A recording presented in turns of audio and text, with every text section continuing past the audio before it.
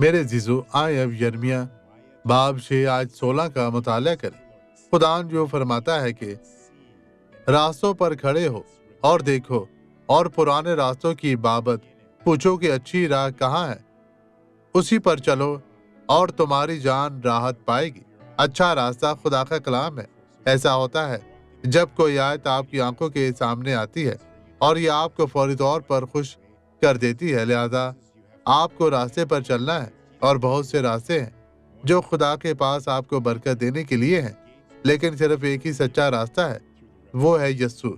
اور یسوع میں آپ کے پاس اور بھی بہت سے راستے ہیں۔ یسوع دروازہ ہے۔ زبور 100 شکر گزاری کرتے ہوئے اس کے پھاٹکوں میں اور حمد کرتے ہوئے اس کی بارگاہوں میں داخل ہو، اس کا شکر ادا کریں، اس کے نام کو مبارک کہیں۔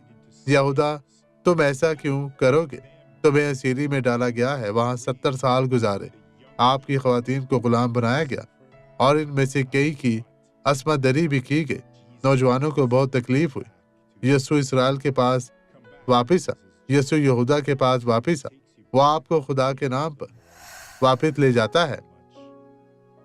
باپ تیرا بہت شکریہ برکت دینے کے لیے۔ اے خدا، تمام لوگوں کو دشمن کو اجازت نہ دے۔ اے خدا، اس کے اس افسوسناک کام کو جاری رکھنے کے لیے، زندگیوں کو تباہ کرنے کے لیے، جن کا مقصد آسمان میں جانا ہے لیکن اب نہیں، کیونکہ وہ یسوع کو قبول نہیں کرتے، یعنی وہ جائیں گے۔